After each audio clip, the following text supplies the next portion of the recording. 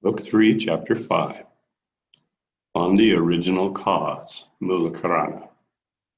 Ram said, O chief of the sages, what is the cause that leads to our misconception of the mind? How is it produced, and what is the source of this illusion? Tell me, sage, in brief, about the first production of the mind, and then, O best of the eloquent, you may say what else there is to be said on the subject. Vasishtha replied, incident to the universal dissolution, when all things are reduced to nothing, this infinity of invisible objects remains in a state of calm and quiet before their creation. There is only great God in existence, who is uncreated and without decay, who is the creator of all at all times, who is all in all and the supreme soul of all, and who resembles the sun that never sets. He whom language fails to describe, and who is known only to the liberated, who is termed the soul only by fiction and not by his real nature, which is unknowable. He is the cosmic man, Purusha, of the Sankhya philosophers, the Brahman of Vedanta followers, the intelligence of Gnostics, holy, pure, and apart from them all. He is known as vacuum by vacuous, and the one who gives the sun its light. He is truth itself, the power of speech and thought and vision, and all action and passion forever.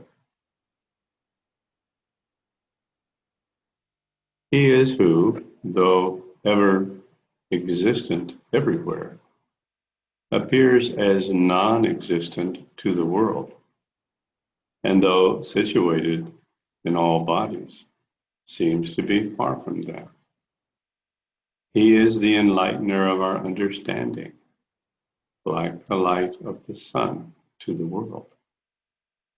It is he whom the gods Vishnu and others are produced, like solar rays from the sun, and from whom infinite worlds have come into existence, like bubbles of the sea. It is he to whom these multitudes of visible creations return, like the waters of the earth to the sea, and who enlightens all souls and bodies like a lamp. He is present alike in heaven, in earth, and in the netherworld, who abides equally in all bodies, whether of the mineral, vegetable, or animal. He resides alike in each particle of dust, as in the high and huge mountain ranges, and he rides as swiftly on the wings of winds as he sleeps in the depths of the earth. He appoints the 8 internal and external organs of sense and action to their several functions. And he has made dull and dumb creatures as inert as stones with solidity. He has dissolved waters to fluidity. He has concentrated all light and heat in the sun. He has spread these wonderful scenes of the world like clouds, sprinkled charming showers of rain, both as endless and constant as they are charming and sweet to sight. It is he who causes the appearance and disappearance of worlds in the sphere of his infinity, like waves in the ocean, and in whom these phenomena rise and set, like the running sands of the desert. His spirit is the indestructible soul that resides as the germ of decay and destruction inside animals. It is so minute as to lie hidden within the body, and so huge as to fill all existence. His nature, Prakriti, spreads herself like a magic vine throughout the space of emptiness and produces the fair fruit in the form of the cosmic aid, Brahman, while the outward organs of bodies resembling the branches of this plant keep dancing about the stem, the intelligent soul, shaken by the breeze of life which is ever fleeting. It is he who shines as the gem of intelligence in the heart of the human body. And it is he from whom the luminous orbs constituting the universe continually derive their luster. It is that colossus of intelligence which, like a cloud, sheds ambrosial draughts of delight to soothe our souls and showers forth innumerable beings everywhere, like raindrops. It bursts into constant flashes, showing the prospects of repeated creations, which are as momentary as flashes of lightning. It is his wonderful light that displays the worlds to our wondering sight. And it is from his being that both real and unreal derive their reality and unreality. The unconscious and ungodly soul turns to the attraction of others against its own purpose, while the tranquil soul rests in itself. It is he who transcends all existences, and by whom all existent beings are bound in their proper times and places to their destined actions, as they are also bound to their free actions, notions, and efforts of all kinds. It is he who, from his personality of pure consciousness, Chit, cosmic consciousness, became the form of emptiness. Then, by means of his empty mind and empty thoughts, filled it with substances, wherein his soul was to reside and whereupon his spirit had to preside. Having thus made the infinite hosts of worlds in the immense sphere of the universe, he is yet neither the agent of any action nor the author of any act in it, yet remains ever the same as the sole one alone. In his unchangeable and unimpaired state of consciousness, and without any fluctuation, evolution, or adhesion of himself, he is quite unconcerned with the world. So we have another wonderful description of the silent witness. The silent witness is more than a silent witness. Silent witness is pure consciousness. It's out of pure consciousness that arises everything. Nothing exists outside of pure consciousness. Pure consciousness is the ocean within which everything exists. And there are several levels of this pure consciousness.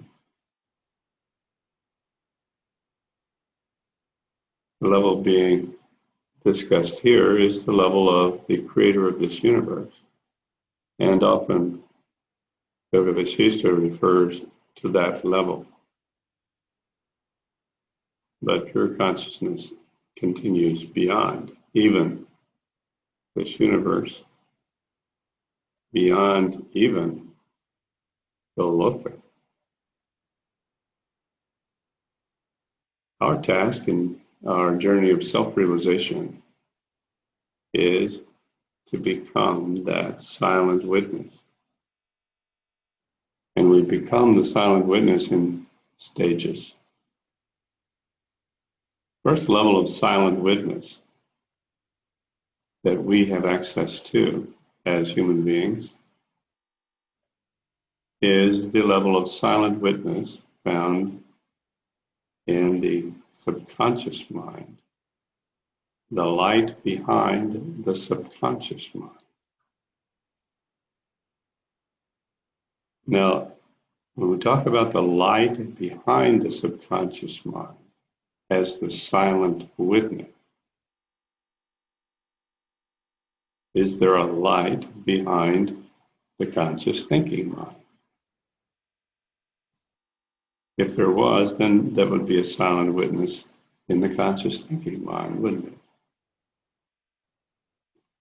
But it seems that everything is a series of subject and object till we reach the final objective, which is pure subjective, which is pure consciousness.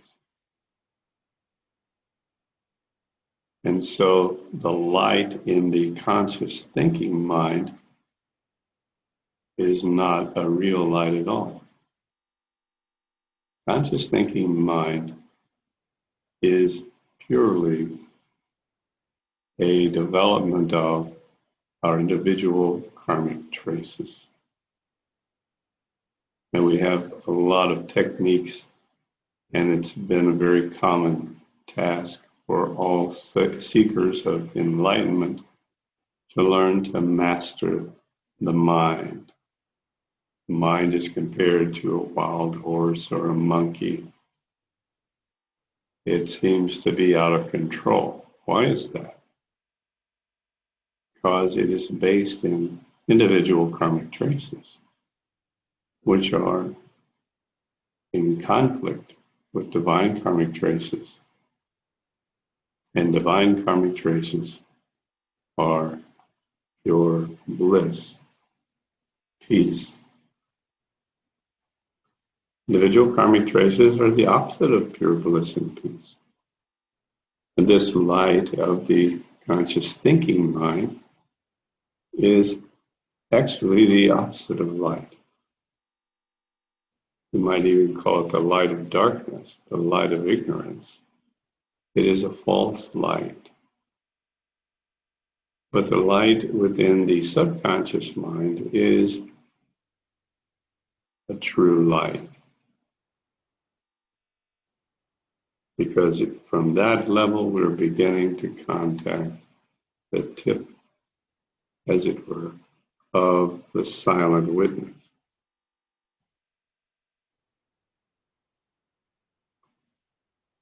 The only way to achieve enlightenment, the only way to achieve self-realization. I know I'm saying the only way, and that bothers some people. Oh, there are a million paths to God, they say.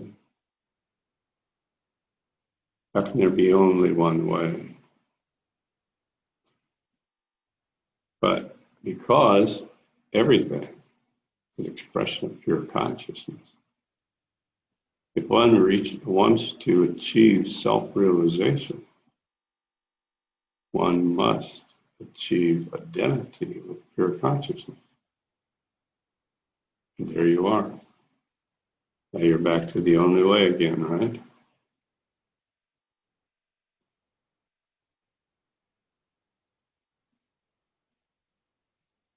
Chapter 6. Honest effort required to attain self-knowledge.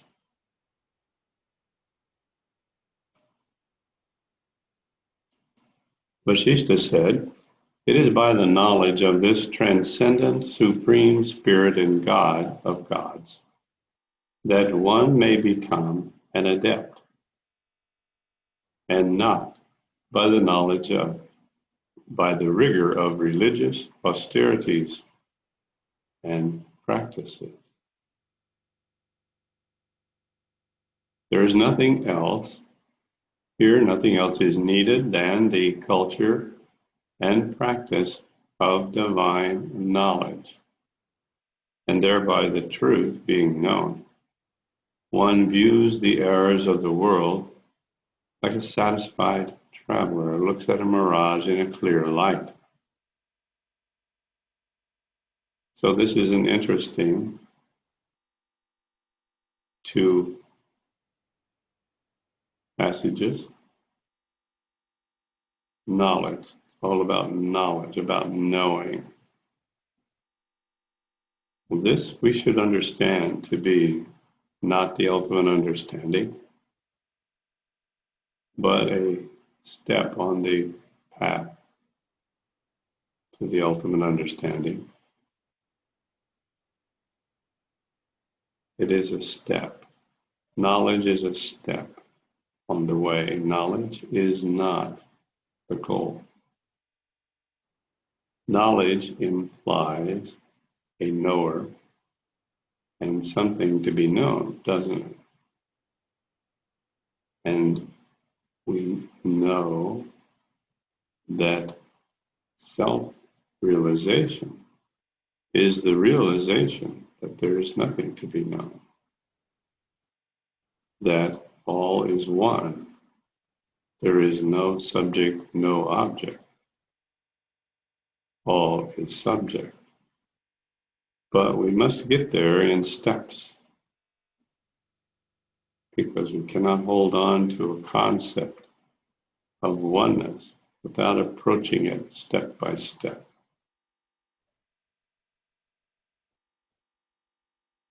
And so Yoga Vasishtha is taking us on this journey now.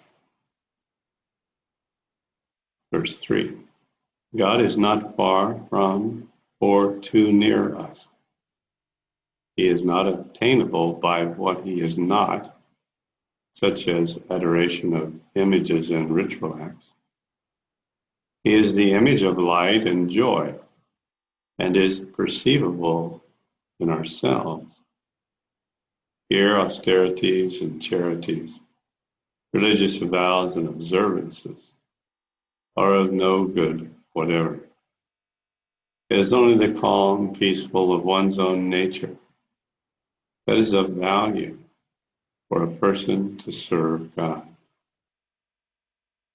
The best means to attain divine knowledge are fondness for the society of the righteous and devotion to the study of good books. Ritual services and practices serve only to strengthen the trap of our inborn delusions, which only true knowledge can sever. As soon as one knows one's own inner light to be God, one gets rid of his miseries and becomes liberated in his living state. So this is a step beyond ritual services and practices. Knowledge, which is knowledge of this transcendent spirit, supreme spirit and God of gods. What is this knowledge? It's the divine karmic traces. Now, once we reach this knowledge of the divine karmic traces, once it is part of our understanding, once we have grasped it, then, and only then, can we transcend it and let it go. Can't transcend this universe without knowing it. We must know it first, and we must come in contact with the divine karmic traces. Then we're on a platform where we can transcend the universe, go beyond. Ram said, having known the self in himself, one is no more exposed to the evils of life or even of death itself. But say, how is this great God of gods to be attained from such great distance as we are placed from him? And what rigorous austerities and amount of pains are necessary for it? Vasishtha replied, he is to be known through your courageous efforts in knowledge and faith, and by the aid of clear understanding and right reasoning, and never by the practice of austerities or ablution, or by acts attended with bodily pain of any kind. For now, O Rama, know, O Rama, that all your austerities and charities, your painstaking and mortification, are of no efficacy unless you wholly renounce your passions and enmity, your anger, pride, and selfishness, and your envy and jealousy. For whoever, with a heart full of vile passions, is liberal with money, he has earned, by defrauding others, the merit of such liberality accrues to the rightful owner of the property and not to its professed donor. Whoever observes any vow or rite with a mind moved by passions, he passes for a hypocrite, and he reaps no benefits for his acts.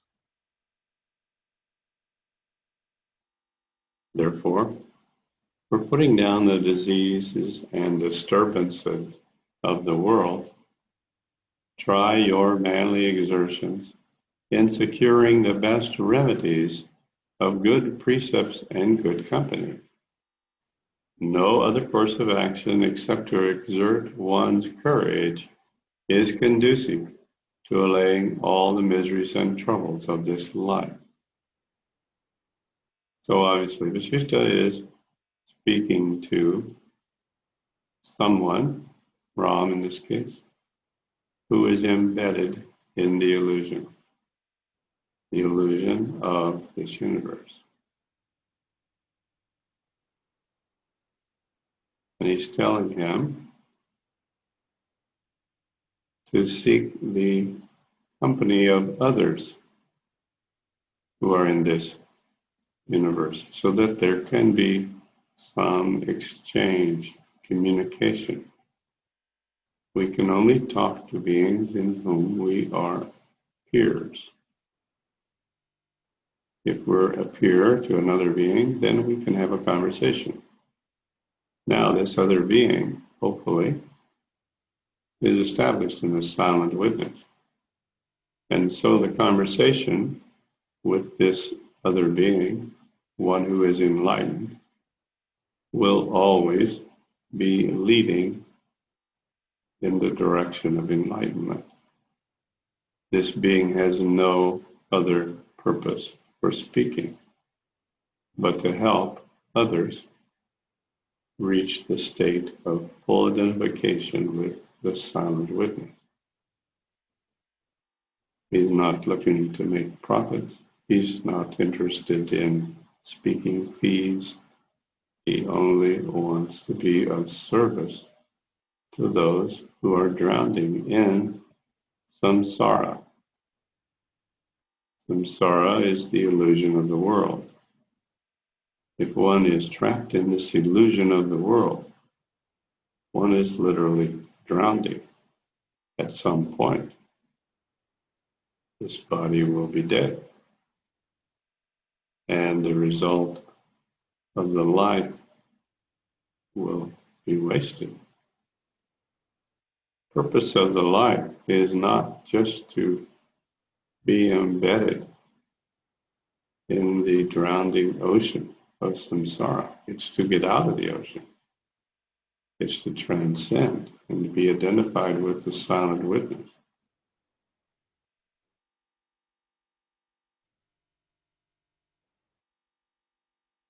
Verse 15. Now learn what this courage is, so that you may attain wisdom and annihilate the maladies of passion, affection, and animosity in your nature.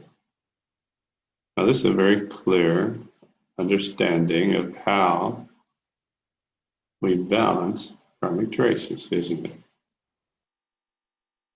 Karmic traces are maladies of passions, affections, and animosity. And how are they annihilated? Balanced.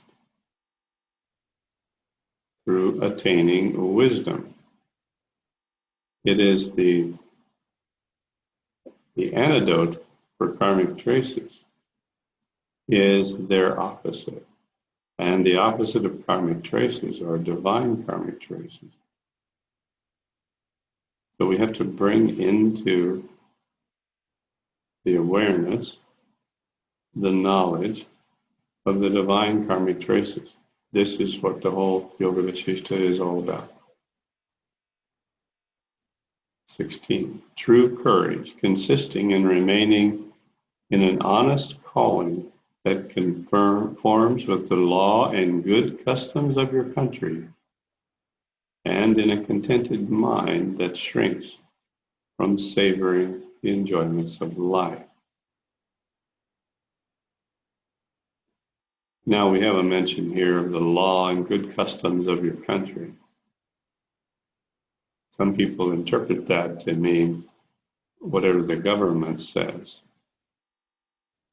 The law of the land are the dictates of the government of the land. It's not the correct interpretation, is it? Because we know that the law of the land, created by the governments of the land, are just there to control, dominate, put fear into people for more control, more domination. These are not the laws and customs of the country that are referred to here. There's actually only one law, and that is, no being shall interfere with the free will of any other being. We follow that simple rule, which is the only rule in the Goloka spiritual communities.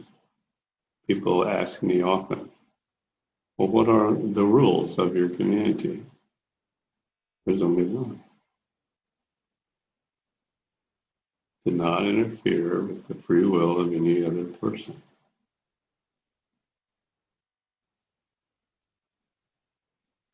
It consists in the exertion of one's energies to the utmost of his power without bearing any murmur or grief in his soul, and in one's devotion to the society of the good and perusal of good works and scriptures. He is truly brave, who is quite content with what he gets, and spurns at what is unlawful for him to take, who is attached to good company, and eager to study faultless works.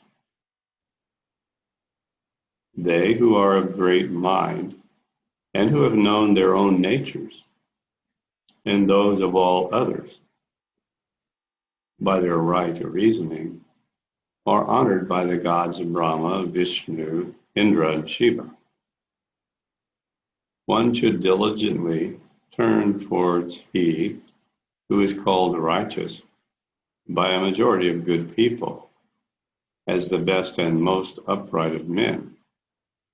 The best scriptures are considered to be those which deal primarily with spiritual knowledge.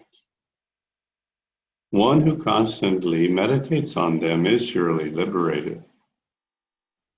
It is by means of right discrimination, derived from keeping good company and studying holy works, that our understanding is cleared of its ignorance.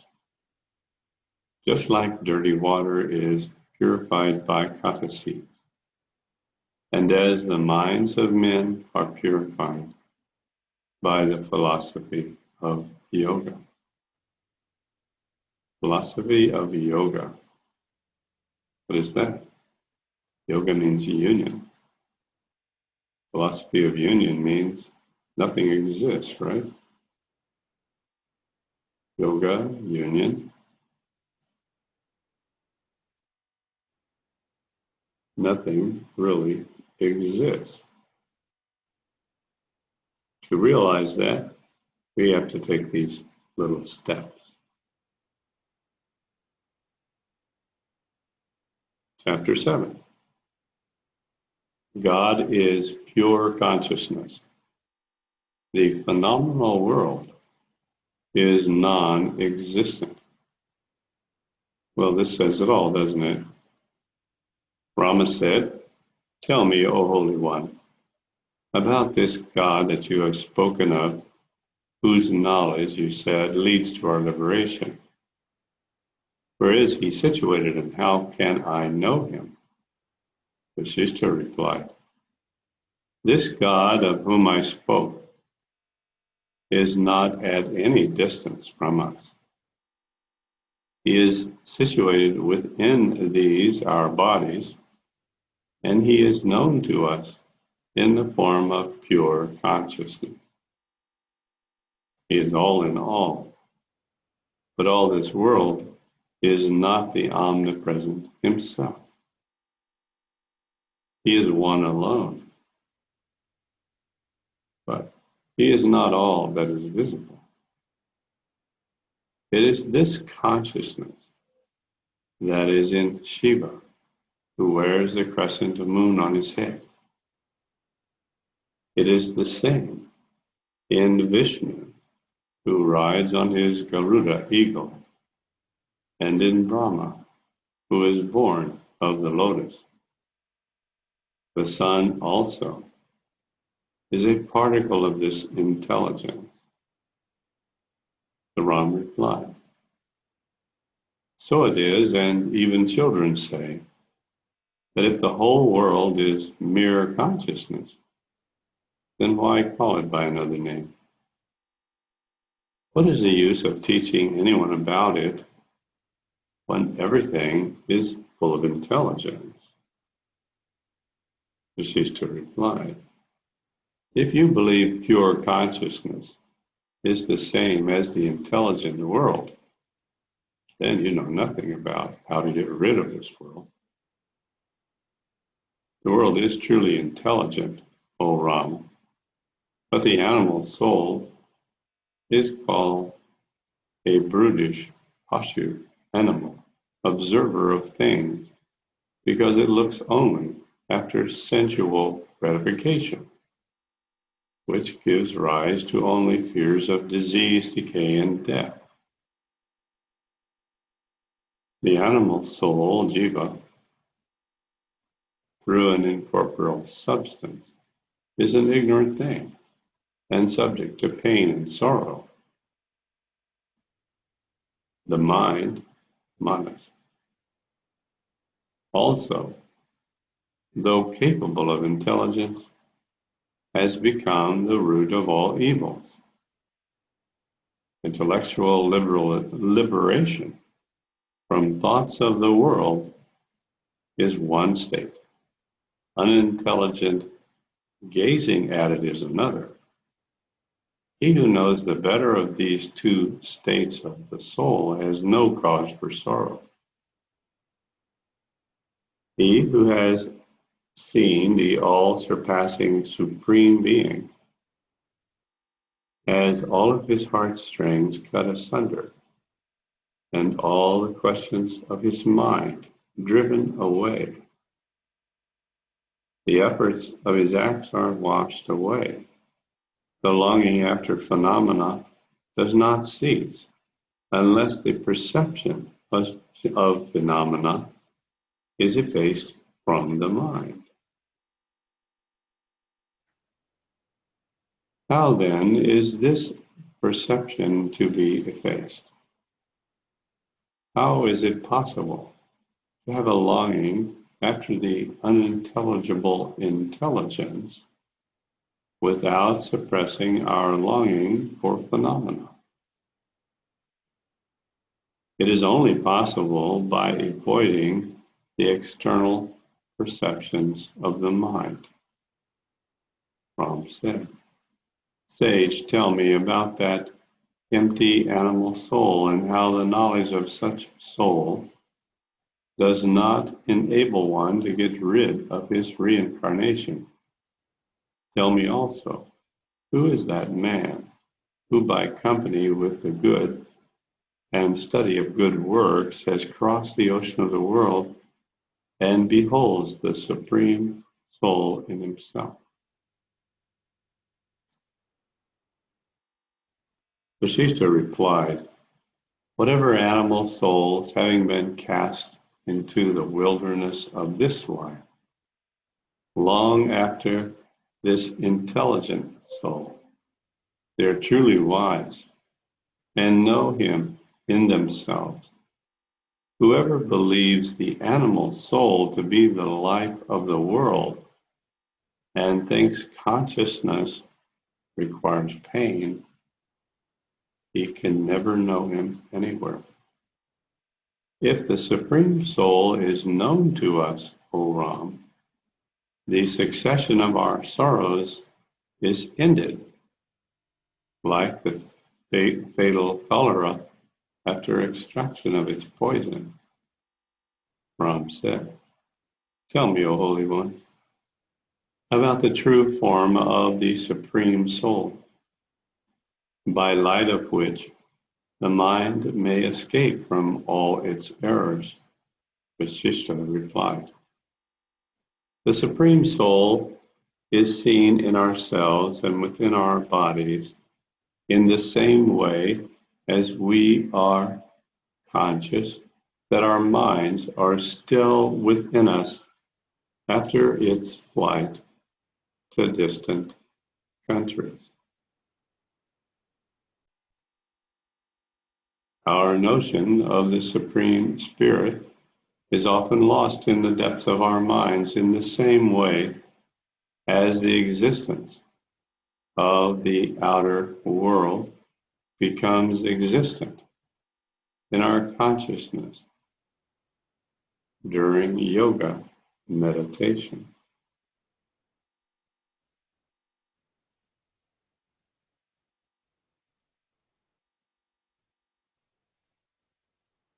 We have a question. How it goes. One God is M2, God consciousness. One God is Brahma, who creates. One God is Brahman consciousness. One God is silent witness. Silent witness seems to be the same as infinite silence or Shiva. Krishna is Shiva's infinite dynamism. Yes. Each of the aspects of the universe, the Brahma, Vishnu, Shiva, or just different perspectives of the divine karmic traces in this universe. But they're not the silent witness in this universe. Silent witness is beyond this universe, like a light shining through a container of water. When we see the water illuminated by this light, we think we have contacted the light. But the light is beyond the water. The light is only creating an illumination in the water. The silent witness that we contact when we first transcend to pranamaya kosha is like the illuminated water. It's not the silent witness. We call it the silent witness, but we know that the silent witness is beyond the universe. But we can follow the light of the silent witness to eventually come to the silent witness. And so that's why we identify with it. And when we identify with it, we're identifying with the light of the silent witness at first. But by identifying with the light of the silent witness, we've opened up our awareness to follow that light to its source. And the source of it is beyond this universe, beyond the absolute universe of the Loka.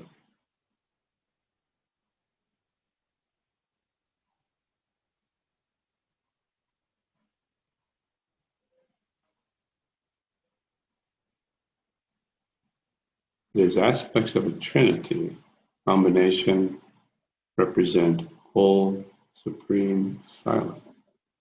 This Shiva is out of the universe. Yes. Shiva, pure consciousness, the source of all the light,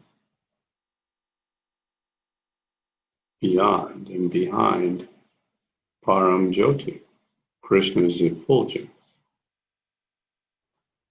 Krishna's effulgence, Param Jyoti, is the silent witness aspect that is the light shining in this container of water we call the universe. When we reach Krishna's effulgence in the Absolute, we see that there's some light even behind that. There's something even more transcendental. This is the path of self-realization. We're going from one place to another.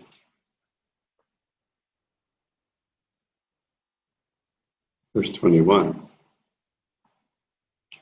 We lose our sense of seeing and the seen in the knowledge of Him who is a non-empty vacuum or substantive emptiness. He whose substance appears as a vacuum and in whom exists the empty fullness of the universe, and who appears as emptiness itself, in spite of the multitude of His creation existing in Him, is truly the form of the Supreme Soul.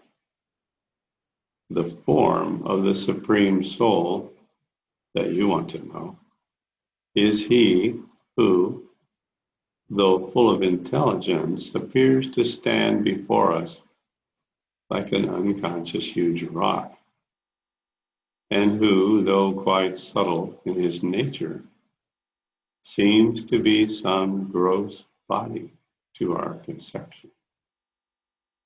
That which encompasses the inside and outside of everything and assumes the name and nature of everything to itself is truly the form of the Supreme.